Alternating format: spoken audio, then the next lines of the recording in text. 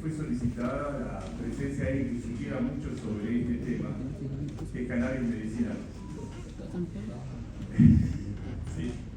Entonces, está acá al lado mío, y la persona que va a insertar, que es el doctor Jorge Alonso, que es médico, él es el presidente de la Sociedad Latinoamericana de Fitomedicina, es docente de la Facultad de Medicina de la Universidad de Buenos Aires, ha hecho innumerables cursos, ¿sí?, desde hace muchísimos años, no solamente de cannabis, también de lo que significa medicina indígena y otra serie de cosas más que son sumamente interesantes. Todo esto con una base científica para no creer que somos partícipes de algo tipo yuyeros, ¿no? Nada que ver. Entonces, ustedes saben que yo soy médico toxicólogo y trabajo, entre otras cosas, con muchos pacientes que son consumidores. Y dentro de estos pacientes consumidores, la marihuana es una de las tantas sustancias, pero no es precisamente esto que hay gente que piensa que el porro es algo terapéutico y algo por el estilo, no. Además, creo que, si bien no te va a dar el tiempo, Jorge, pero hay también otra serie de líneas de investigación en todo lo que sea fitomedicina. Ya no tanto, me dijiste la otra vez, no está tan fuerte el tema de cannabis. Hay también algo que está vinculado con los efectos terapéuticos de los hongos, ¿sí? No los hongos, justamente la forma que usan nuestros pacientes, que realmente producen mucho de eso. Bueno, yo no quiero extenderme más porque todo tuyo, ¿sí? Aprovechen para preguntar de todo lo que quieran, ¿sí? Bueno, después que terminemos todo.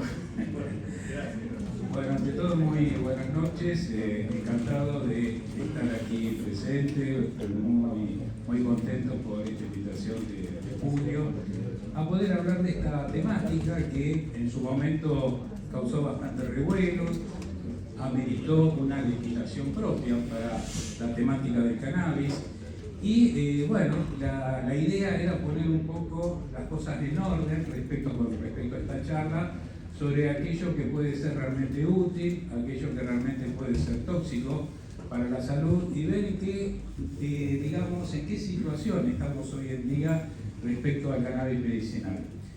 Quizás han leído diarios o revistas relacionadas justamente con la temática y ha pasado un poco, siempre digo, haciendo un parangón con lo que son las criptomonedas. En su momento parecía que todos se iban a hacer millonarios con el negocio del cannabis y después pasó el tiempo, pasó el furor, realmente lo que servía del cannabis eran cosas muy puntuales y no era la gran panacea que todo el mundo creía.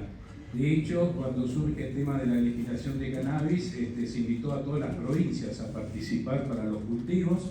De las 23 provincias se anotaron 18 y finalmente son 3 únicamente las provincias que terminaron sacando algún producto de cannabis. Entre ellas la provincia de Misiones, que en su momento me convocó, yo dirigí el proyecto de cannabis medicinal de la provincia de Misiones y bueno, hemos podido sacar un aceite medicinal en base al CBD para lo que es atención primaria de la salud, especialmente un aceite que se iba a distribuir gratuitamente en los centros de atención primaria, con indicaciones muy precisas, siempre bajo receta médica, que esto es siempre muy importante porque esto ha generado también muchas controversias cuando a través del ReproCan empezaron cultivadores a fabricar sus productos en una cocina y de esa manera era un producto medicinal que incluso podía tener indicaciones para chiquitos con epilepsia refractaria, aceites que a veces no tenían todos los controles de calidad, ni siquiera a veces sabíamos realmente qué plantas se estaban utilizando, porque las inspecciones de estos cultivadores eran miles y no alcanzan justamente las autoridades del ANMAT para hacer inspecciones a tanta gente. Y entonces, bueno, eso generó también líos a través de los colegios farmacéuticos, porque se trata de un producto medicinal que no salía por farmacia. En las reuniones legislativas muy poca participación se les dio a los médicos, claramente a los médicos y a los farmacéuticos, se les dio mucha preponderancia a los colectivos más que nada a veces recreativos o cultivadores, gente de mamá cultiva, pero poco a veces desde el punto de vista científico, ¿no? Así que bueno, la idea es un poco llevar a una puesta al día de lo que hoy conocemos de cannabis medicinal y establecer criterios para poder determinar en qué situaciones se puede dar y cuáles no. Como nos decía Julio muy bien, tenemos que diferenciar entre lo que es lo medicinal de lo que es recreativo. El hecho de fumar un porro no es medicinal, por más que alguno puede decir, che, yo me fumo un porro, estoy bárbaro, me siento contento, feliz, tranquilo, duermo bien. Pero atención, ninguna planta, no por el hecho del cannabis de demonizarla, ninguna planta que se fume es medicinal. El hecho de la combustión ya de por sí trae aparejado la aparición de muchos compuestos que son de pronto nitrosaminas, compuestos alquitranados, que son muy perjudiciales para la salud. Por lo tanto, lo que es cannabis medicinal son formas farmacéuticas de la planta de cannabis, como podemos ver ahí en la imagen de la derecha.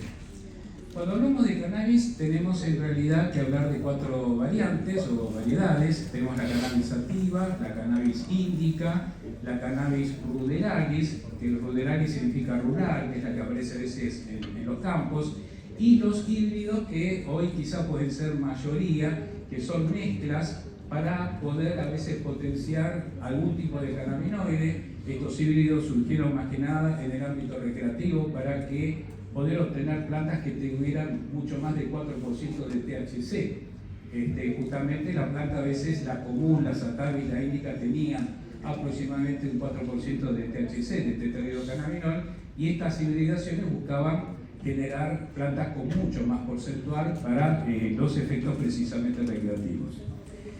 Hay una palabra que seguramente le suena también, que se llama cáñamo, que es la planta de cannabis, pero aquella que no tiene concentraciones importantes de THC. Recordemos siempre el THC como el principio psicoactivo. Son plantas que tienen menos de 0.3 de THC, con lo cual no participan del circuito de los porros. Estas plantas de cáñamo fueron las que se empezaron a cultivar durante muchísimo tiempo. Había cultivos en Argentina en la década del 30, en la década del 20, del 30 también en Estados Unidos, pero era para obtención de fibra. La fibra de cáñamo, que de algún modo es una fibra que se ha usado durante milenios para la fabricación de sogas, de telas, de un montón de, digamos, de elementos que tenían como común denominador las fibras. Estas plantas de cáñamo, de ellas a través de las semillas que tienen estas plantas se puede obtener un aceite que no es el aceite de cannabis que todos conocemos desde el punto de vista medicinal, sino que es el aceite fijo que va a tener elementos como omega 3, nutrientes que son muy importantes y que han permitido que la semilla de cáñamo pueda participar o ser incluida en los códigos alimentarios. Si vamos un poco a la historia, ya se hablaba desde hace muchísimo tiempo del cannabis, estamos hablando ya de la época de los Vedas, en la India, pero bueno, en 1753 es descrita por primera vez por el sueco Carlo Linneo, que fue, digamos, un gran botánico naturalista que dio un poco nombres científicos a todas las especies que conocemos.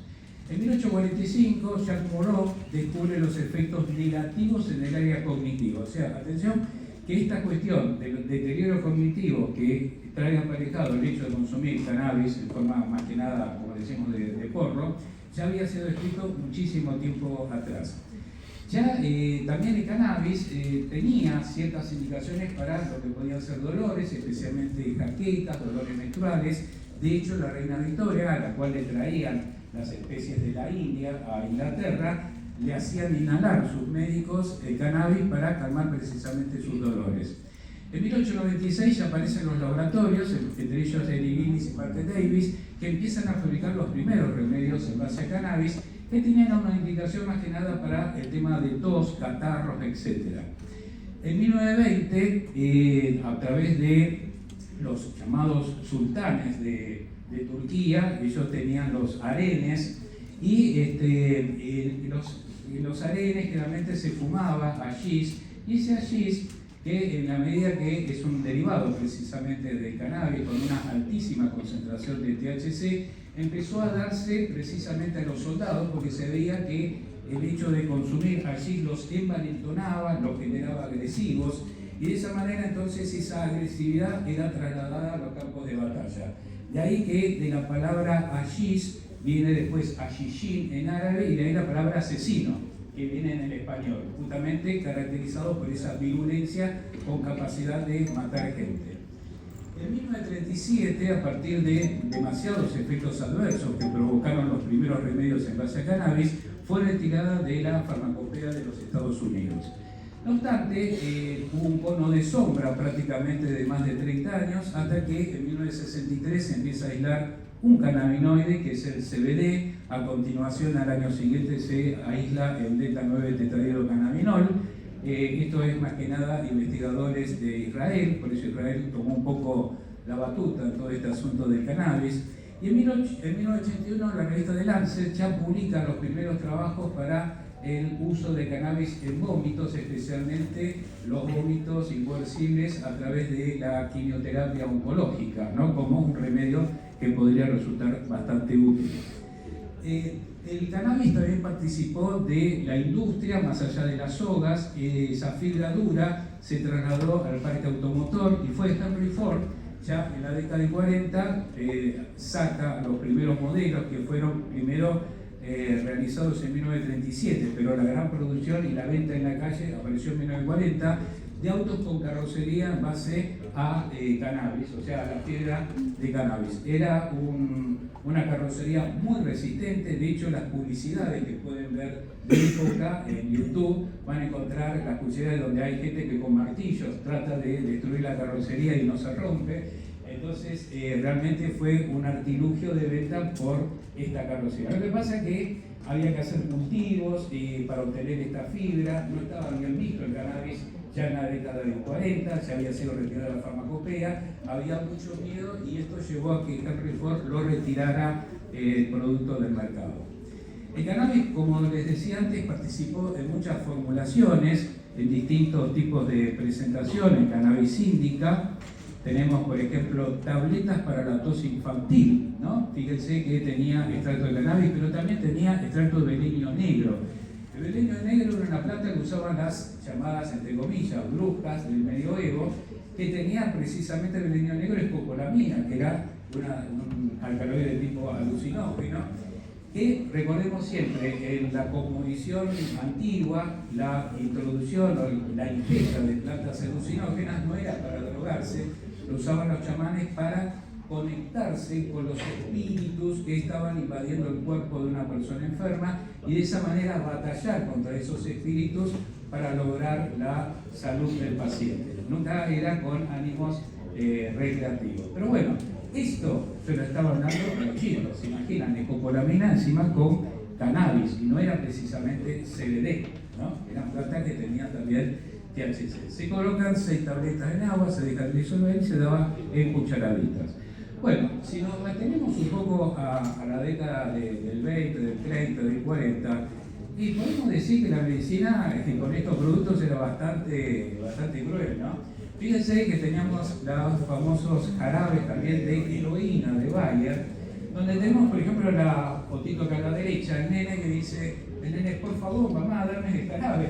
Lógicamente, estaban adictos totalmente al jarabe de heroína, por eso la farmacopea de Estados Unidos después lo retira esto, ¿no? Con mi catarro ha desaparecido con el jarabe de heroína. Conseguir cocaína era muy fácil, las pastillitas de cocaína para los dolores de garganta, por ejemplo. Y ni que hablar lo que le daban a los chicos, ¿no? Mientras más temprano le dábamos 7-Up o Coca-Cola, era mucho mejor. O los médicos muy cancheritos fumando cigarrillos, como diciendo, era sinónimo de salud. En esa época, yo les digo, no había dealers, uno directamente iba a la farmacia y se conseguía todo esto, ¿no?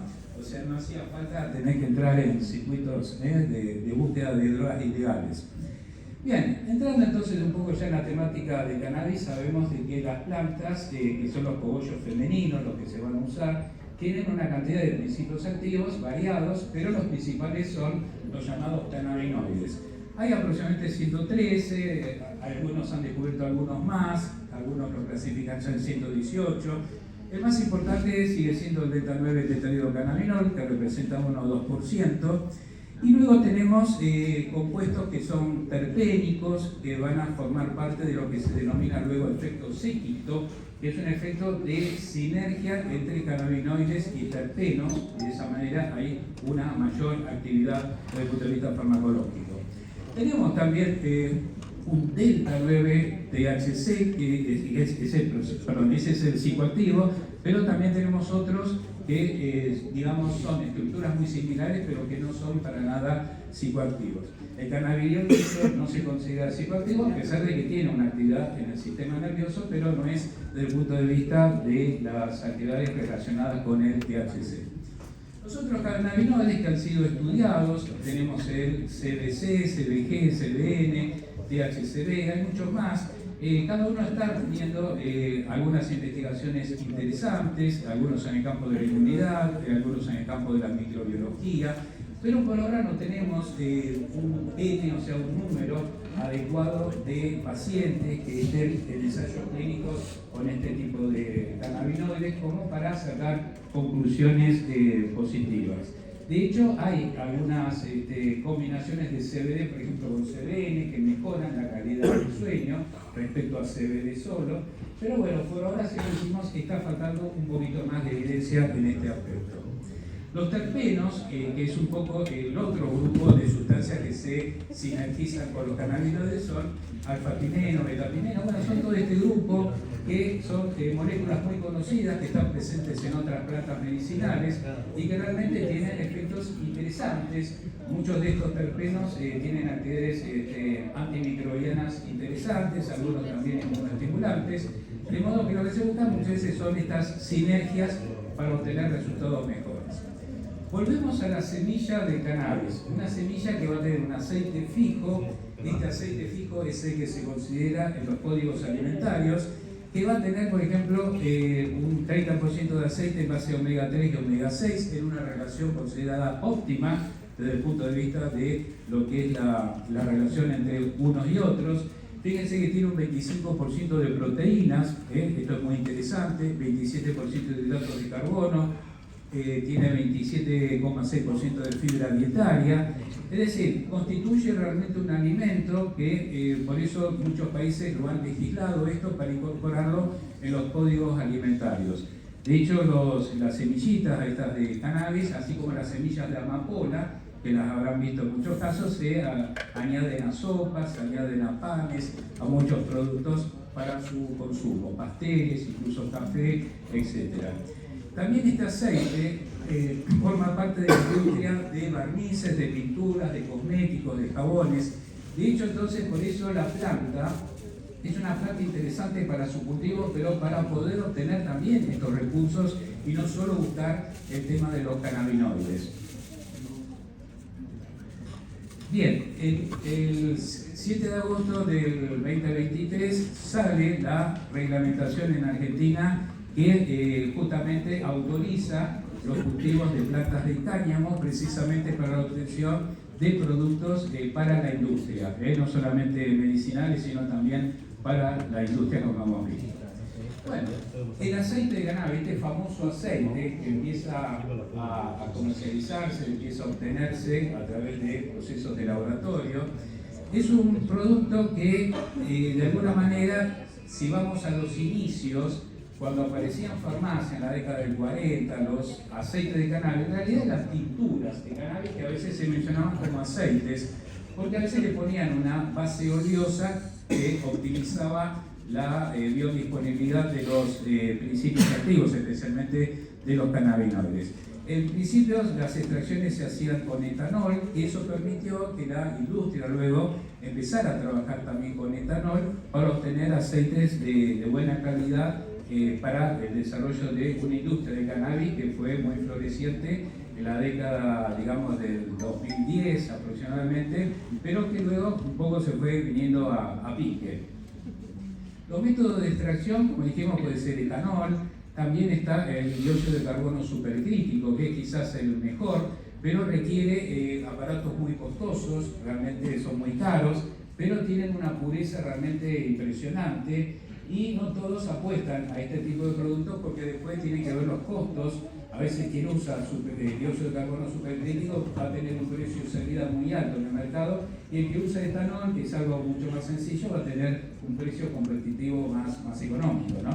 Y después está el casero, que lo hacen a través de un aceite de oliva extra virgen, con el cual esto en las cocinas se llamaban los llamados aceites de cannabis que se vendían a veces por internet, por Mercado Libre, etc. Bueno, en su momento les hablé de que el consumo de cannabis a través de la parte recreativa de los llamados porros tenían estas plantas un 4%, 5% de THC y buscaban las hibridaciones para obtener plantas con mejor concentración de THC, teniendo en cuenta la parte recreativa siempre. Por eso empezaron a aparecer las variedades feminizadas. Por ejemplo, tenemos la Big Bud, que es de 12 a 15% de THC, la Pure Power, 8 a 15%, de Early Girl, 5 a 10%, la Blueberry, 15 a 20%. Ya esta, como ustedes ven, es fosforescente, ¿no? Ya te alucina viéndola, básicamente. Pero yo quiero que recuerden estos porcentajes, por favor, recuérdenlo, porque después cuando veamos la parte de legislación en Uruguay nos vamos a llevar una sorpresa. Recuerden, plantas que buscaban los recreativos, tenerlas potentes para fumarlas, y luego vamos a ver qué decía la legislación en el país vecino. Bueno, Aurora Índica, una más tranquilita, ¿no? 5 a 10%, la Afghan 15 a 20%, bueno, eran las plantas que empiezan a circular en los, digamos, negocios autorizados, especialmente en Estados Unidos. Hay muchos estados que avalan esto, otros estados lo tienen prohibido. Pero también tenemos las hibridaciones que buscan mejores concentraciones de CBD. Por ejemplo, tenemos la Oracle, que es 20% de CBD y THC 1%, la Arlequín 15, 0.6, o la Umbrita 3.2 de THC. Es decir, también se buscan hibridaciones de pureza de cannabis que nosotros vamos a considerar medicinales. Los cannabinoides sintéticos formaron también un grupo muy peculiar de venta de productos en los mercados ya ilegales, básicamente. Se conocían en el circuito con el nombre de spices, como especias, con sobrecitos muy llamativos, no decían lógicamente qué era lo que tenía dentro, pero tenían ciertos logos que identificaban a aquellos que querían consumir cosas interesantes, buscar estos sobrecitos spices, ¿no? Bueno, se vendían incluso que dice para saumerizar ambientes, pero era para fumar directamente. Contiene mezclas no solamente de cannabinoides, tenía muchos otros aditamentos químicos. Se ponía metanfetamina, se ponían un montón de cosas que realmente los hacía peligrosos.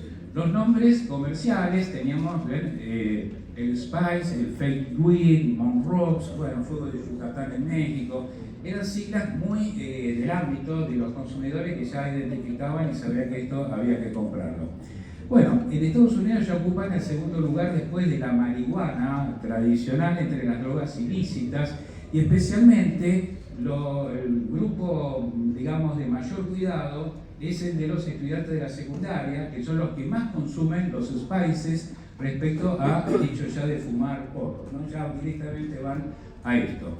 El problema es que no se declara la fórmula y cada vez que hay una intoxicación hay que empezar a adivinar qué es lo que le metieron adentro a este tipo de productos. Atención que estas cosas se hacen incluso de manera soluble y es lo que se le agrega de pronto a scones, de pronto a los brownies, que cuando te convidan brownies, ¿viste? Con marihuana, a veces le ponen este tipo de cosas y ha sido realmente muy peligroso para varias personas. Bueno, los hábitos fueron cambiando también con el tiempo. Hay un grave problema que es que cada vez se empieza más temprano a fumar marihuana, especialmente los chicos a partir de los 14 años, que en la medida que el hábito, mientras más temprano se haga, y en la medida que se haga diario ese hábito, lleva a consecuencias desde el punto de vista neurológicas bastante, a veces hasta irreparables. Hay que tener mucho cuidado. Fíjense que, por ejemplo, los chicos de universitarios, acá, o sea, son no de secundario, universitarios, casi la mitad son todos consumidores de alcohol, pero el segundo puesto empiezan ya, o el tercer puesto, digamos, a consumir alcohol con marihuana. Fíjense que ya, digamos, el hecho de fumar marihuana solo ya quedó un poco relegado y empezaron a buscar la combinación de alcohol con marihuana para lograr efectos estimulantes ya más marcados. Bueno, las prácticas de consumo con el correr del tiempo también fueron un poco cambiando, modificándose, pero creciendo lamentablemente desde el punto de vista que hace 10 años atrás o 12 años atrás los centros de intoxicación por drogas tenían en el primer puesto a la cocaína, al crack o al éxtasis, y hoy en día los principales centros ya la marihuana está ocupando el primer puesto por intoxicaciones debido precisamente a este hábito de empezar a fumar cada vez más temprano los porros. Acá tenemos los hábitos en cuanto a la población entre 16 y 75 años en centros urbanos y cómo, digamos, se va viendo qué es lo que busca la gente cuando busca marihuana. Placer para relajarse. Bueno, justamente si vemos la columna azul es la de placer, la de buscar experimentar, a ver qué ocurre, y en rojo lo que busca quizás un efecto quizás un poquito más terapéutico para ansiedad, para dormir, etc. Bueno, un estudio chileno ha concluido, por ejemplo, que el consumo incluso ya no moderado, ¿no?, de cannabis impacta ya en el aprendizaje de los alumnos de la secundaria. Esto lo estamos viendo a partir de muchos chicos que empiezan a repetir de año, que ya no recuerdan, no memorizan cuestiones relacionadas con el aprendizaje, y hay una llamada inteligencia espacial que las permite asociar imágenes con lo aprendido, y eso es lo que está ya alterándose en los chicos que empiezan a consumir marihuana. Bien, el tema del consumo del porro, en la medida que uno va ingresando estos cigarrillos, ingresa, digamos, el delta-9 tetrohidrocannabinol, generalmente del 4% que tiene la planta, de pronto ingresa, puede ser variable, ¿no? Puede ingresar o un 2% o puede ingresar a veces un poquito más, de acuerdo a la planta que se esté trabajando en ese momento. Tenemos 3 etapas bien definidas, que están muy estudiadas. La primera etapa tiene que ver con la hilaridad, la euforia, la sociabilidad. Es decir, esa cuestión de estar alegre. Entonces, el primer impacto de fumar marihuana es un impacto como agradable. De pronto hay gente un poco huraña que cuando consume marihuana ya se hace amigo de todos. Es como el borracho, ¿no?, que termina siendo amigo de todo el mundo, se empiezan a reír. Pero bueno, es una situación de bienestar general, dice, esto no me puede hacer daño, al contrario, me siento bien. Entonces, ese es un poco el engaño. Después termina haciendo consumir más a diario esto para llevarlo luego a la segunda etapa. Esta segunda etapa ya empieza a cambiar la situación. Ya la persona empieza como a disgregarse un poco, empieza a despersonalizarse. Es como que los papás de estos chicos dicen, mi chico era de esta manera y ahora es otra persona. Se empiezan a ver 2 personas distintas a través del consumo. Hay etapas de confusión relacionadas con la pérdida del circuito colinérgico, empieza a haber trastornos en la memoria, empieza a confundirse el pasado con el presente, el discurso se hace risueño pero confuso a la vez, se pierde un poco la capacidad de establecer buenas oraciones, un léxico que sea comprensible para todos. A veces hay bradilaria, en donde la persona empieza a tratar de buscar las palabras para armar la oración y empieza a tener un lenguaje lento y que termina siendo también confuso. Y esta persona, que era amigo de todo el mundo, empieza a ser ya apático, se desmotiva, ya no tiene esa cosa de estar gánico, como se dice, y empieza también a haber fenómenos relacionados con la parte corporal. Empieza a aparecer pérdida de estabilidad, se pierde fuerza muscular, etc. Y ya la tercera etapa es una etapa ya que muchas veces está ligada a las internaciones, donde empiezan a aparecer alucinaciones, empiezan a aparecer distorsiones visuales, cromáticas especialmente, distorsiones sensoriales, sonidos. Ya de hecho los sonidos ambientales le generan perturbación. El comportamiento es paranoide, tienen los delirios de persecución, empiezan a esconderse o no salen porque dicen, no, me están persiguiendo. Empiezan a cambiar las redes. De pronto es muy común que los que usaban de pronto WhatsApp dicen, no, vamos a usar Telegram porque nos están persiguiendo, Telegram es más seguro. Es muy común ese tipo de búsqueda que los papás tienen que empezar a tener en cuenta esas conductas que está teniendo el chico, ¿no?, para ir viendo por dónde va la cosa. Hay angustia, lleva en muchos casos a depresiones, pánico. Realmente son situaciones que ya en estos casos estamos hablando de una tercera etapa donde ya el hecho de fumar es diario y de más de 10 años de estar consumiendo. Los efectos adversos ya son muy conocidos por todos, pero empieza a haber lo que se denomina una dependencia psíquica moderada, no física, pero sí psíquica. Empiezan a aparecer problemas en el árbol respiratorio, porque todo lo que se fuma lógicamente trae aparejados problemas a nivel del pulmón. Y atención con esto, que la incidencia de cáncer de pulmón empieza a ser elevada en los fumadores diarios de marihuana. Las tendencias a los brotes psicóticos y esquizofrénicos son mayores, especialmente cuando lo mezclan con alcohol, que es lo que estamos viendo en la conducta de los chicos ahora, que es la tercera causa de mezcla, alcohol y marihuana, cosa que antes no. Antes era marihuana y el alcohol por separado, o como que una cosa era un escalón y lo otro era el segundo escalón, ahora todo junto. La pérdida de memoria, que ya se va agudizando, tendencia a cirrosis hepática, se empieza a perder glutatión, se empieza a perder superóxido dismutasa, que son justamente enzimas antioxidantes muy importantes para el circuito hepático. La función inmunológica comienza a descender, y esto es importante señalarlo porque cuando se le empieza a dar marihuana a pacientes por apoyo oncológico, lógicamente el paciente oncológico necesitamos que tenga las defensas altas, y acá el hecho de fumar marihuana baja las defensas, eso está totalmente comprobado. Descenso justamente de la concentración de linfocitos, la migración celular, la actividad fagocitaria de los macrófagos comienza a disminuir. La mujer empieza a tener ciclos anovulatorios, empieza a haber pérdida de la fertilidad debido a estas alteraciones, empieza a haber oligospermia en el hombre, que también está relacionado con la infertilidad, taquicardia, aumento del apetito, la persona a veces comienza como a engordar un poco, inyección conjuntival, miosis, nistagmo, que son problemas oculares que después en la medida que se agravan hay que ir urgente al oftalmólogo, y empiezan a aparecer los mayores incidencias de cánceres de pulmón, de boca, de mandíbula, probabilidad de POC y también propensión ya al consumo de otras drogas. Es decir, bueno, después de esto, ¿qué sigue? Es algo muy común. Bien, y después tenemos lógicamente la abstinencia cuando empieza uno a cortar de llano el tema del consumo, y vienen lógicamente situaciones muy relacionadas con otras abstinencias, aunque no tan marcadas como con otras drogas.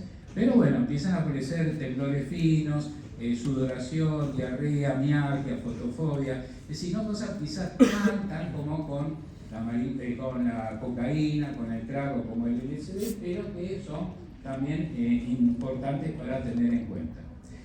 Marihuana de embarazo no es para nada aconsejable, lamentablemente hay muchas mujeres que creen que no trae ningún tipo de problema. Los cannabinoides atraviesan la barrera justamente hematoencefálica, atraviesan la barrera placentaria y traen aparejados bastantes problemas. Incluso se han detectado mayor propensión de leucemia no linfoblástica y chicos con muy bajo peso al nacer, mamás consumidoras de marihuana. Bueno, el tema a veces dice, bueno, a ver, pero el cigarrillo es peor, porque siempre le encuentran alguna cosa interesante en la marihuana para defenderla, lógicamente para habilitar el consumo. Yo acá les traigo un ejemplo. Todos sabemos que el cigarrillo no es en absoluto bueno para la salud, estamos hablando del tabaco. Sin embargo, yo les muestro un trabajo donde habla de que tenemos en el cigarrillo, en el tabaco, moléculas que son inhibidores de monoaminoxidasa que cumplen una función protectora del cerebro. Ahora, esas moléculas las aislás, perfecto, son protectoras, pero no me las pongas dentro del paquete de cigarrillo que te estás fumando, porque ahí intervienen muchos otros factores. Por lo tanto, entonces no aislemos a veces un hallazgo que pueda haber en algunas moléculas de la planta de cannabis, creyendo que fumando luego también se sigue manteniendo ese beneficio. Bien. ¿Es adictivo el cannabis? Bueno, es un tema siempre de discusión, me dicen no es adictivo, por eso hay cierta tolerancia también a admitirlo como una práctica que, bueno, digamos que no pasa nada, ¿no? Bueno, el 9% de las personas que usan marihuana, o uno de cada 11, se vuelven adictas, son trabajos que están publicados, ahí tienen las referencias, y este riesgo sube al 17% cuando se comienza a fumar marihuana ya desde la adolescencia. Por eso estamos viendo en los centros de toxicología de internaciones que la mayoría de los chicos que están internados son chicos, o sea, son jóvenes, adolescentes que están ya desde los 14, 13 años fumando hasta chicos de 24, 25 años, ¿no? Bien, Y la marihuana da mayor riesgo de cáncer del pulmón que el tabaco. Esto hay que tenerlo en cuenta porque están diciendo, y si permiten el tabaco, que es cancerígeno, ¿por qué no van a permitir esto? Que no se mueren de cáncer del pulmón.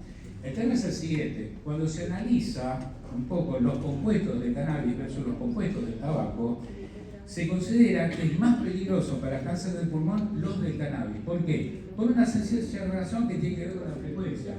Nadie fuma 2 atados diarios de cannabis por día. Vos simplemente fumás 1 o 2 atados de cigarrillos por día. Y en esa concentración, lógicamente, el cigarrillo va a estar más relacionado con cáncer de pulmón. Pero si lo analizamos uno a uno, es más peligroso los compuestos que tiene el cannabis para cáncer de pulmón que los que tiene el cigarrillo. Bien, y el humo de la marihuana tiene, lógicamente, fíjense, en alquitrán, terpenos, compuestos nitrogenados, monóxido de carbono, todos compuestos que incluso los que están en rojo, que es el benceno, benzatraceno y benzopireno, son realmente inductores de cáncer y están en una concentración 50-100% más alta que en el humo del tabaco. Entonces, atención con esto. Lógicamente, la estadística va a decir primero el tabaco, ¿por qué? Porque uno fuma más de 20 o 30 cigarrillos por día. La marihuana se ha asociado también a cuadros de psicosis y depresión, se ha asociado a la aparición de ataques de pánico y también en la relación de ataques cardíacos en fumadores de marihuana respecto a los no fumadores. Bien, dicho esto, entonces entramos un poco a ver la otra parte del cannabis que tiene que ver cómo actúa, por qué lo podemos dar desde el punto de vista medicinal. Se ha descubierto que nuestro organismo tiene receptores cannabinoides. Esos receptores están preparados precisamente para recibir moléculas de cannabinoides. Ahora dice uno, a ver, ¿cómo es esto? ¿Nuestro organismo estaba preparado para que el día de mañana fumemos marihuana y tengamos...? No, hay cannabinoides en muchas otras plantas. Tenemos hasta en el cacao, tenemos en peces, vamos a ver que hay muchos otros elementos que tienen también cannabinoides y no solamente la planta de cannabis. Pero tenemos también, eso es cierto, nuestros cannabinoides internos, como la anandamida y el 2-araquidonilglicerol, que son cannabinoides que nuestro organismo fabrica y que son los que se acoplan precisamente a los receptores cannabinoides. De hecho, la anandamida fue justamente puesto ese nombre que viene del sánscrito, que significa felicidad. Dicho, estos cannabinoides, estos receptores cannabinoides que tenemos en el organismo están preparados para eso, para situaciones de satisfacción, de alegría. Cuando yo les digo que el chocolate tiene cannabinoides, el cacao tiene cannabinoides, es lo que nos pasa cuando comemos un chocolate. Sentimos alegría, sentimos que estamos contentos después de haber comido un chocolate. Esas pequeñas cosas están ligadas precisamente a estas sensaciones. Fíjense también en los erizos de mar tenemos. Lógicamente no mastiquen ningún erizo, ¿no? Está precisamente en los huevitos, ahí tenemos productos en base a cannabinoides. Tenemos en el lúpulo, que es la cerveza. La cerveza, justamente la planta de lúpulo, lo que va a dar el lúpulo más que nada es el sabor amargo que tiene la cerveza. No es tanto por el tema de los cannabinoides.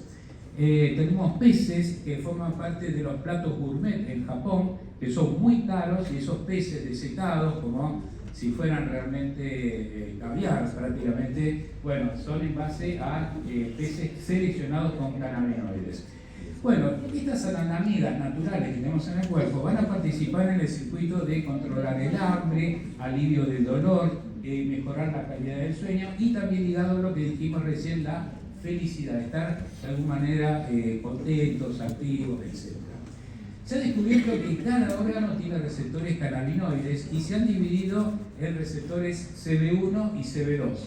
Esos receptores, de acuerdo a cada órgano, van a tener distintas funciones. Vamos a tener receptores en el cerebro, en los pulmones. Entonces, el cannabinoide que se interrelacione con ese receptor va a generar una interacción que puede resultar útil o no útil para los intereses de ese órgano. Vamos a encontrar, por ejemplo, que tenemos en el ojo, que tenemos en el cerebro, que de pronto esa unión puede ser benéfica. Por ejemplo, cannabinoides que actúan en el ojo van a mejorar o reducir la presión intraocular. De hecho, han aparecido colirios en base a cannabis para el control de glaucoma, por ejemplo. Ahora bien, las propuestas de usos terapéuticos del cannabis. Por ejemplo, tenemos ya productos que habían sido autorizados en Estados Unidos ya desde hace mucho tiempo, como se había visto ya desde la década del 80, para el control de las emesis, de los vómitos, en pacientes que estaban recibiendo quimioterapia y que les generaba muchas veces vómitos incoercibles, ¿no es cierto? Esos productos, tenemos el Sesamet, que se basa en nabilona, y ya son compuestos hemisintéticos, porque de algún modo en Estados Unidos no se está autorizando cultivar la planta para obtener cannabinoides para hacer el producto. Lo que buscaba Estados Unidos dice, miren muchachos, acá tienen la estructura del cannabis, la estructura del THC, busquen cambiarle en el laboratorio algún oxidrilo del lugar para obtener una molécula distinta y que sea entonces un hemisintético. No propiciemos el cultivo de cannabis para la industria farmacéutica. Entonces por eso los productos eran hemisintéticos, precisamente. Tenemos incluso uno que es de neuroprotección, cuando sabemos que el cannabis fumado genera deterioro neurológico en el largo plazo, pero tenemos el dexanabinol que es sintético y genera neuroprotección. Luego tenemos estimulantes del apetito, que era para el paciente oncológico que estaba perdiendo peso y que lógicamente para que aumente el apetito y quiera comer, se le daba entonces este tipo de producto, era el marinol. Después tenemos para esclerosis múltiple, que esto es un poco ya más reciente, es mezcla de cannabidiol y THC en proporciones bastante similares, y este producto que es el levonorgestrel, conocido como Sativex, es un producto que se coloca en forma de spray sublingual para el tratamiento de esclerosis múltiple. No es que cura la esclerosis múltiple, pero mejora las condiciones espásticas que suele tener y los dolores que suele tener este paciente. Tenemos de glaucoma, como ya habíamos dicho antes, y para epilepsia refractaria empezó a aparecer el CBD, que el primer producto fue el Epidiolex. Acá tenemos entonces un poco el marinol, que es para aumentar el apetito, para los vómitos. También tenemos para esclerosis múltiple el Sativex. Fíjense que tiene casi igual, ¿no? THC con CBD, 2,7 THC, 2,5 CBD, pero son productos autorizados por muchísimos países, ¿no es cierto? Como antiemético tenemos el Sesamet, la nabilona, y acá tenemos el Epidiolex, que fue el primer producto aprobado para epilepsia refractaria, especialmente de los chicos. Esto tenía que ver con las investigaciones que habían aparecido ya desde la década del 60 y el 70 en Israel, en base justamente a la aplicación de CBD en casos de epilepsia. Bueno, ¿qué tenemos aprobado por ANMAT en este momento? Tenemos entonces análogos del Epidiolex. Tenemos, por ejemplo, el Camrys del laboratorio de Lea, tenemos el cannabidiol, el comupidiol, que es del laboratorio Aleph. Este fue el primero que surgió en el mercado, luego vino el Camrys del laboratorio de Lea. Y después empezaron a aparecer un poco como moda los analgésicos con cannabis, porque el cannabis es bueno para el dolor, pero cuando analizamos el analgésico, empezamos a ver, por ejemplo, el Ratizalin sigue teniendo el Carfor, mentol, tiene lo mismo de siempre, más el CBD, y lo mismo que el átomo desinflamante. Huelen al alimento, sigue teniendo las moléculas que siempre tuvieron y le agregan el CBD, quizás más como estrategia comercial, porque en realidad cremas en base a CBD únicamente para el dolor no funciona ninguna. Entonces, aprovechando un poco la euforia que había con el tema del cannabis, empezó a aparecer productos más CBD. Tenemos el Nikix, que es para, este es interesante porque tiene propiedades muy buenas para eczema atópico, dermatitis atópica, en base también a compuestos que tienen omega, y que es una alternativa buena para esos casos. Bien, y tenemos a nivel provincial, les dije al inicio de la charla, teníamos de las 23 provincias, 18 se anotaron para hacer el cannabis, todas pensaron que se iban a hacer millonarios con esto, y resulta que finalmente terminaron únicamente 3 provincias haciendo el cannabis, porque lleva mucha inversión realmente. La primera provincia que tuvo el cannabis fue la provincia de Jujuy, el producto Canaba. Segundo fue la provincia de Misiones, y tercero el laboratorio GIF de Santa Fe. Son todos laboratorios provinciales. Esto significa que la provincia, para poder participar en esto, tenía que tener semillas autorizadas. Yo, bueno, conozco todo el trámite que hubo que hacer, porque yo dirigí el proyecto de Misiones, y no era cuestión de buscar semillas a los cultivadores, sino había que traerlas de afuera, de organismos que estaban autorizando o fiscalizando realmente la semilla que se traía, realmente bastante engorroso. Luego hacer todas las plantaciones. Se imaginan, en Misiones costó muchísimo cultivar la planta de cannabis, porque el cannabis anda muy bien en temperaturas entre 17 y 25 grados. Nosotros en Misiones teníamos inviernos de 34 grados. Entonces la planta no resiste a veces muy bien temperaturas tan extremas. Entonces había que acondicionar con refrigerantes, o sea, había que hacer mucha inversión para poder tener incluso los indoor, porque salir a campo, los outdoor, era suicidarse directamente. El outdoor servía para obtener fibra de cáñamo, porque ahí no tengo que medir cannabinoides, pero si yo tengo que recolectar cannabinoides de una planta que está expuesta a 40 grados de temperatura, el porcentaje de cannabinoides va a ser muy inferior.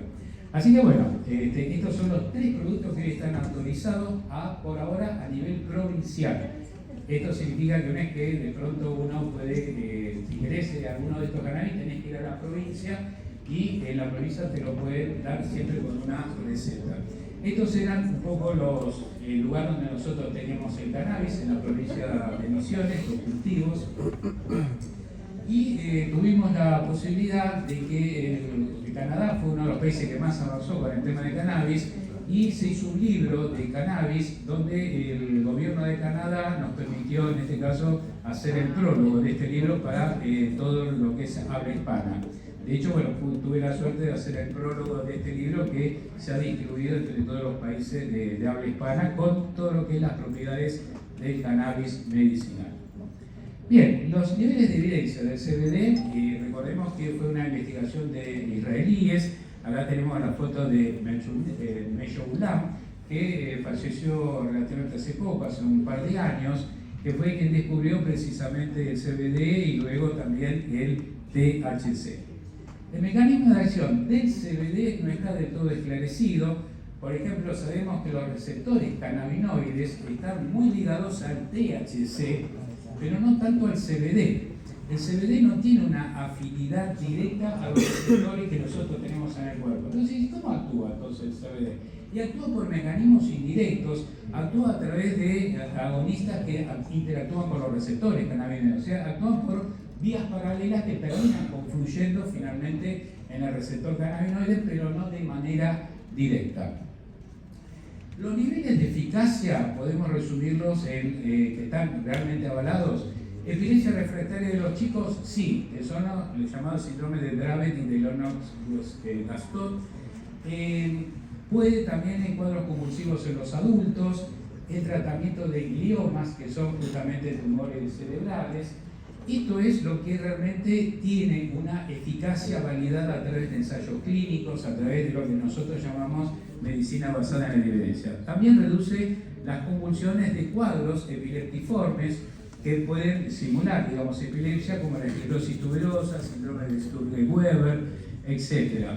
En esclerosis múltiple, como hemos visto, el Sativex, que se daba en spray sublingual, también era otra de las evidencias relacionadas con esto. Ahora bien, se requieren mayores evidencias porque todavía nos faltan ensayos clínicos, por ejemplo, el insomnio. Sabemos que el CBD, cuando lo damos, la gotita de CBD a una persona que quiere dormir, duerme bien. Pero no tenemos todavía demasiado ensayo clínico como para ponderarlo y decir, sí, ya dalo. Tenemos dosis más o menos que sabemos cómo actúa. 160 miligramos antes de dormir de CBD lleva a un buen sueño, con la ventaja que no genera adicción y dependencia. Esto es muy importante relacionado con las benzodiazepinas, con el clonazepam, etc. Así que es una buena opción desde ese punto de vista. También puede actuar en contracciones musculares involuntarias, el síndrome de Tourette, por ejemplo, que son tics prácticamente que no se pueden controlar. En trasplantes de médula ósea, esto es interesante porque evita a veces los rechazos en estos trasplantes. El cáncer es una gran duda. Por ahora teníamos productos en Estados Unidos, pero para engordar al paciente o para evitarle los vómitos por la quimio. Ahora, para decir, sirve para mejorar las defensas del paciente, sirve para combatir el cáncer, ahí tenemos todavía muchas dudas, porque sí tenemos trabajos in vitro, pero no significa que lo que encontremos in vitro siempre después se traslade a in vivo. ¿Podría servir para abstenencia de otras drogas? Aparentemente podría ayudar en la abstenencia a la heroína, a la morfina u otros opioides. Está en investigación. Tratamiento del glioma multiforme, sí, está el glioma común, pero el multiforme también podría ser otra alternativa.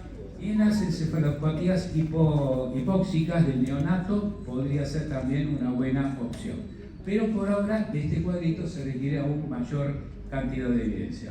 También se requiere más evidencia en Parkinson, si bien puede mejorar los cuadros psicóticos del paciente, puede mejorar aspectos relacionados un poco con el bienestar quizás del paciente, pero no mejora todavía la cuestión de movimientos. El paciente se sigue moviendo lento, no tiene todavía una mejoría por ese lado. En esquizofrenia se piensa que puede mejorar los cuadros, pero también se sabe que el uso crónico de cannabis llevaba a cuadros de esquizofrenia. Entonces hay que tenerlo ahí un poco, ahí veremos. Tabaquismo podría reducir lo que es el hecho de fumar tabaco consumiendo cannabis. En cannabis estamos hablando por ahí del CBD en gotas, en ese caso podría ser de interés. Trastornos de ansiedad social o los fóbicos sociales, tenemos las dosis que son 300 a 600 miligramos al día que podrían ayudar en esos casos. Siempre estamos hablando en estos casos de CBD, que es un poco el cannabis medicinal. ¿Podría ayudar en fibromialgia? Podría ayudar, hay cosas mejores realmente. ¿Podría ayudar en autismo? Está en veremos, está siendo estudiado. En algunos espectros autistas puede andar, en otros espectros autistas muy graves ha empeorado los cuadros, por eso está en investigación. Tratamiento del síndrome del cromosoma 10 frágil, que son chicos con retraso mental. Bueno, no se ha visto todavía demasiados resultados, algunas pequeñas mejorías, pero está todo en veremos. Estudios de toxicidad del CBD. Es un producto bastante seguro, el CBD. Las dosis orales de 300 miligramos durante 6 meses han sido bien toleradas, incluso cuando se lleva a dosis mayores de 1500 miligramos durante 4 semanas seguidas también se tolera muy pero muy bien. El producto Epidolex, que se da en dosis de hasta 10-20 miligramos por kilo día, que se da en chiquitos, lógicamente ha sido siempre muy bien tolerado. De hecho, este tipo de productos fue lo que se ensayó en el Garraham, en chiquitos con epilepsia, donde ha habido buenos resultados. A veces se ha señalado que puede haber entre efectos adversos, boca seca, mareos, un poco de hipertensión, no muy marcada, pero por ahí un puntito puede subir la diastólica, somnolencia, por el hecho, lógicamente, de que a veces se da en cuadros de insomnio. La seguridad en el embarazo y la lactancia no ha sido constatada. Por ahora no podemos decir que se dé CBD con seguridad total en el embarazo. En altas dosis puede empeorar los movimientos del Parkinson. Atención con esto. Dijimos, en el Parkinson puede mejorar el CBD en una dosis normal. La cuestión relacionada, digamos, con la psicosis que puede tener pacientes de Parkinson, pero en alta dosis puede empeorar los movimientos. Bueno, interacciones medicamentosas, puede interactuar con el clobazam, que es anticonvulsivante. De hecho, muchas veces los chiquitos que tienen epilepsia refractaria se estaban recibiendo, no sé, el Valcote, clobazam, y cuando se añade precisamente el aceite de cannabis en base a CBD, mejoran notablemente y reducen los ataques convulsivos. De hecho, justamente esa fue la asociación que se buscó, porque los chicos que estaban con clobazam o con Valcote tenían, a pesar de estar tomando eso, seguían teniendo episodios de epilepsia o de convulsiones, pero cuando le agregan el aceite de cannabis, la cosa se redujo notablemente. El problema de esa combinación es que puede aumentar el riesgo de hepatotoxicidad, entonces hay que manejarlo siempre con precaución en esos casos. Con el valproato también, ¿no? Puede haber aumento de la toxicidad hepática.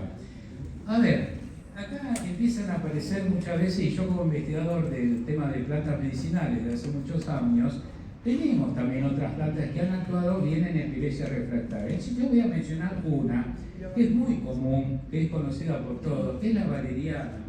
La valeriana es una planta que muchos la conocerán, se toma a veces a la noche para mejorar la conciliación del sueño, mejorar los estados de ansiedad, pero en determinadas dosis ha funcionado muy bien en los chiquitos con epilepsia refractaria.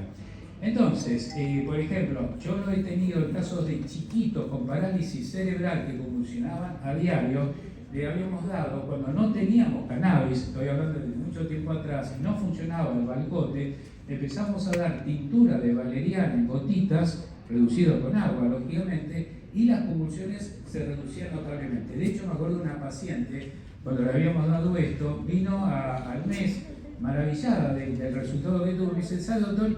Un solo día tuvo convulsiones micro, que fue el día de su cumpleaños. El nene estaba también, le dijimos, le vamos a hacer la fiestita de cumpleaños. Vinieron todos los amiguitos, el chico se entusiasmó demasiado y le agarró unas convulsiones por el producto justamente de esa felicidad repentina que tuvo.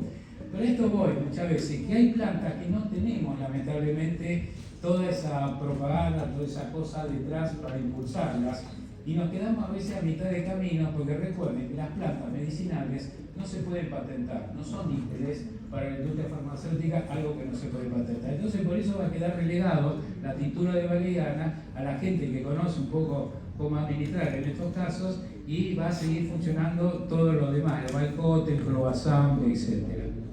Interacciones puede tener y puede interactuar con varias drogas, pero son interacciones moderadas que no está bien especificado que haya que retirar otros remedios. Fíjense, por ejemplo, con omeprazol puede haber interacción, con amitriptilina, o sea, con muchos otros, pero no está determinado de que realmente bloquee la acción como puede ser el jugo de pomelo con un antihipertensivo, ¿no? Entonces, simplemente se menciona, mira, si tenés estas drogas y tenés que dar CBD, separala, toma por las dudas para no tener ningún tipo de inconveniente. Bueno, y esto es lo que les decía, que a veces viene la publicidad del tema de la marihuana, dicen, fíjense los titulares, descubren que la marihuana detiene el cáncer. Bueno, escucha, qué buena noticia. Ahora, cuando vamos adentro, siempre es el cannabidiol, el modelo animal, el modelo in vitro.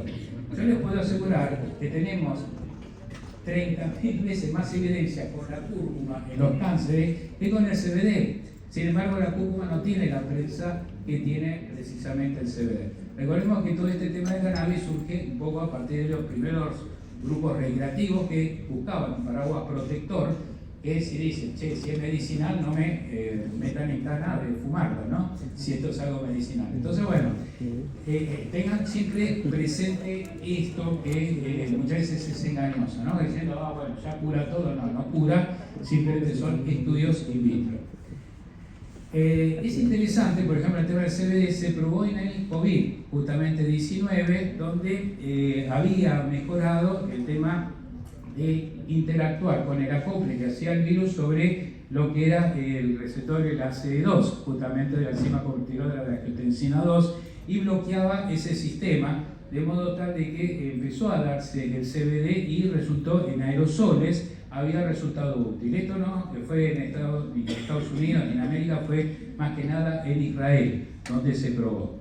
Sí, en Estados Unidos se aprobó por la FDA pacientes internados con cardiopatía por el COVID, el hecho de incorporar el CBD había dado resultados muy buenos en cuanto a la expectativa de vida. Es decir, las muertes por fallo cardíaco se redujeron notablemente a partir del suministro de CBD. Bien, y acá le venía un poco ya terminando un poco el tema de la legislación en Uruguay, porque Uruguay se había tomado un poco como el faro de ejemplo de que se podía trabajar con el tema del cannabis sin ningún tipo de tema. Bueno, en la época del Pepe Mujica surge la posibilidad de introducir el cannabis por venta de farmacias. Obviamente no todas las farmacias adherían a esto, porque muchos se pusieron y dicen, bueno, le vamos a facilitar un poco la adicción. Nosotros como farmacéuticos estamos para ayudar a curar a la gente y no para dar algo que contemple, digamos, una sustitución del porro, porque fíjense que los sobrecitos era dar justamente los cogollos femeninos para que el paciente se arme el porro y lo fume, pero bajo el control del Estado.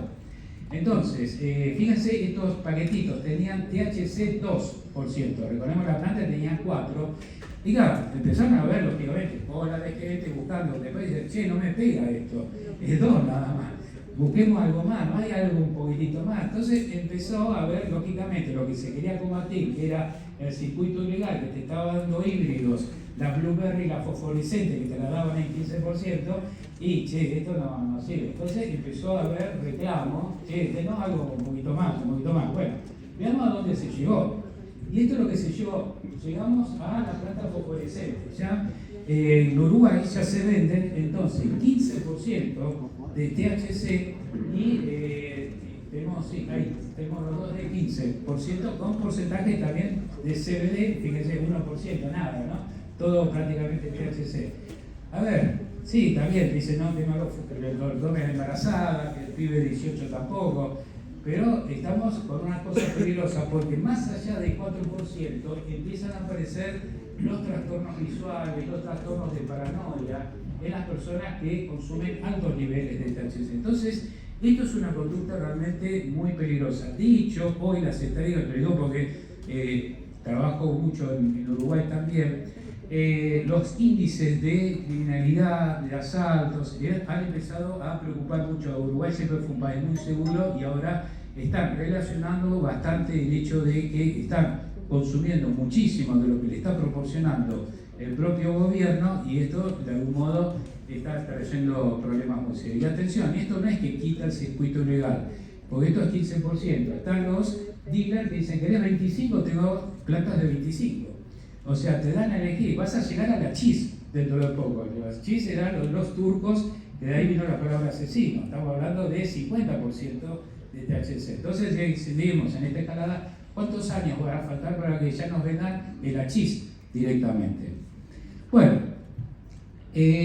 una palabrita del psilocibe, porque esto va camino a tener otra legislación. Este honguito que de hecho ha traído un poco la curiosidad de muchos investigadores. Hoy los hongos medicinales, los hongos son un reino aparte vegetal, por eso se llama reino fungi, ¿no? Es como un reino aparte, está el reino vegetal, el animal, el mineral y el reino fungi, ¿no? Ahora bien, los hongos son muy interesantes porque casi todos tienen una estructura conocida como beta-glucano, que es un polisacárido muy interesante desde el punto de vista inmunológico. De hecho, están los llamados hongos adaptógenos, que suelen tener este tipo de estructuras que actúan muy bien en mecanismos de inmunidad. La palabra adaptógeno, que ustedes seguramente la habrán sentido nombrar, es una palabrita que ya viene de la década del 60, viene de antaño, de la década 60 del siglo XX, pero que se puso muy de moda en esta última parte. ¿Qué es adaptógeno? La palabra adaptógeno dice, permite a una persona adaptarse a través del consumo de un hongo, de una planta, a las situaciones adversas de un entorno. Esto significa que si yo tengo una situación de estrés, estoy incómodo en mi ámbito laboral, familiar, temas económicos, lo que sea, consumiendo este tipo de sustancias me va a permitir afrontarlo mejor, aumenta esa resiliencia a las situaciones adversas. Esto surgió en la década del 60 con investigadores rusos que descubrieron no los hongos, sino los ginsenes. Por eso los ginsenes, el ginseng fue la primera planta considerada adaptógena porque permitía adaptarse a las situaciones de estrés. Ya en la década del 50 había aparecido la doctora Lam en Rumania, que había hecho una fórmula en base a ginseng con procaína y que había dado como una suerte de fórmula revitalizante para la tercera edad. Era el llamado Gelo Vital, que fue una marca muy famosa en su momento. Pero en la década ya de 2010, 2015 empiezan a aparecer, los hongos también son adaptógenos. Cuando empiezan a consumir shiitake, maitake, reishi, melena de león, que son hongos japoneses la mayoría, la gente que lo consume está mucho mejor preparada para esas situaciones de estrés, levanta la defensa, etc. Pero bueno, acá viene el tema del psilocibe, porque detrás de los hongos empieza a aparecer la gente que quiere consumir este honguito que sí, este psicodélico, y no es adaptógeno, por eso lo señalamos, porque no aumenta las defensas, no trabaja en las situaciones de estrés. Pero es interesante desde el punto de vista farmacológico, porque tiene una molécula conocida como psilocibina, que está emparentada, incluso fíjense hasta con el LSD, ¿no? Pero bueno, esta psilocibina es motivo de estudio desde el punto de vista farmacológico. Ahora bien, la psilocibina tiene afinidad por receptores 5-HT2-alfa, que son los receptores de la serotonina. Entonces digo, tiene acción por los receptores de la serotonina, que sí me da tranquilidad, me relaja. El tema que la psilocibina también interactúa con los otros receptores, que está relacionado también con el glutamato y el aspartato, que son non-santos, son los que te generan irritabilidad, nerviosismo, mal humor. Entonces, ahí viene el problema con la psilocibina, que cuando uno consume mucha psilocibina, empieza a haber un menjunje de neurotransmisores que te sentís por un lado tranquilo y por otro lado querés matar a alguien. Entonces cuesta encarrilar a esa persona cuando está con el consumo de psilocibina. Ahora bien, se ha visto, vamos a trabajar con lo que se denominan microdosis de psilocibina, que son como si fueran dosis homeopáticas para mejorar ciertos cuadros que pueden estar relacionados con la ansiedad. Bueno, atención con el tema de la parte alucinógena que tiene este hongo, porque quienes consumen psilocibina empiezan a ver cosas, elefantitos de colores, etcétera, ¿no? Entonces, el nivel alucinógeno, tenemos por ejemplo mescalina. La mescalina está en el peyote. El nivel es 1, es poco desde el punto de vista alucinógeno. La psilocibina es nivel 30 y el LSD es 200, o sea, está un poco en el medio, ¿no? Para que tengan una idea de potencial alucinógeno. En México ya se consumía el psilocibe ritualmente también y tenemos esculturas donde está apoyado, digamos, una persona en trance con los juguitos como se ven ahí en las imágenes. Bueno, utilidad. En microdosis, manejado desde el punto de vista de control médico, puede ser útil en depresión, en alcoholismo, tabaquismo, trastorno de ansiedad. Esquizofrenia lo ponemos en signo de interrogación, porque el problema de esta droga alucinógena es que te puede llevar a desdoble de personalidad, y la esquizofrenia ya es un desdoble de personalidad, entonces no sería adecuado dar algo que puede llevarte a eso. Por eso se pone en signo de interrogación. Coadyuvante en cáncer, y mirá, no está todavía comprobado, tenemos como pasa con el cannabis, estudio in vitro en algún animalito, pero eso no significa que ya lo pongamos como tratamiento de cáncer. Efecto adverso, y sí, el tema de doble personalidad, ataque de pánico, puede subir la presión, puede también alterar el deseo sexual, puede dar náuseas, vómitos, diarrea, que ya son señales de toxicidad. La psilocibina no es adictiva, lo mismo que, por ejemplo, la mescalina del peyote, no son sustancias adictivas, pero necesitan controles. Por eso es muy difícil que el ANMAT permita de pronto la psilocibina como un producto o suplemento dietario, o sea, seguramente le va a buscar una legislación propia, como sucedió con el tema del cannabis medicinal. Bueno, terminamos entonces con algunas palabritas finales. Los aceites de cannabis, primero, deben ser estandarizados. Esto significa que tenemos que tener cuánto tiene de cannabinoides, de qué planta viene, cuál es realmente la cepa que se ha utilizado. Eso es muy importante porque la procedencia nos va a dar la seguridad de lo que estamos utilizando. Deben ser expedidos por farmacia. Esto es muy importante. Por eso había mucha bronca que en las reuniones, en el Congreso, no participaron ni los colegios médicos ni los colegios farmacéuticos, y no podía ser de pronto que se excluya a lo que se considera algo medicinal que no se venda por una farmacia.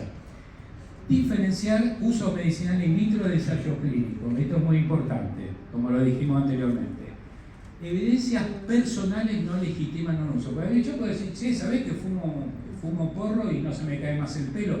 Y sí, pero es una evidencia tuya, una percepción tuya, pero no significa que eso sea una evidencia para legitimar un uso. Los usos tienen que ser a través de un circuito de medicina basada en evidencia, ensayos clínicos, toxicológicos, etc. No hay que educar en base a información, o sea, educar en base a la información no sesgada. A veces pasa de que se empezó a hablar de todas las maravillas que era el tema del cannabis con información muy sesgada, y de pronto se relativizaba la peligrosidad que podía tener su uso en el largo plazo. Y como siempre decimos, no hay que hacer un aprovechamiento político de esto, porque realmente es un tema de salud, de sanidad, y no tiene que ver con cuestiones partidarias políticas. El tema tanto de cannabis como el tema de hongos medicinales es un tema que estamos en este momento buscando a los profesionales de la salud. Tenemos justo cursos relacionados con esto, son cursos online, que cualquier cosita, bueno, ahí tienen el mail si les interesa la temática, en base precisamente a la información verídica, científica,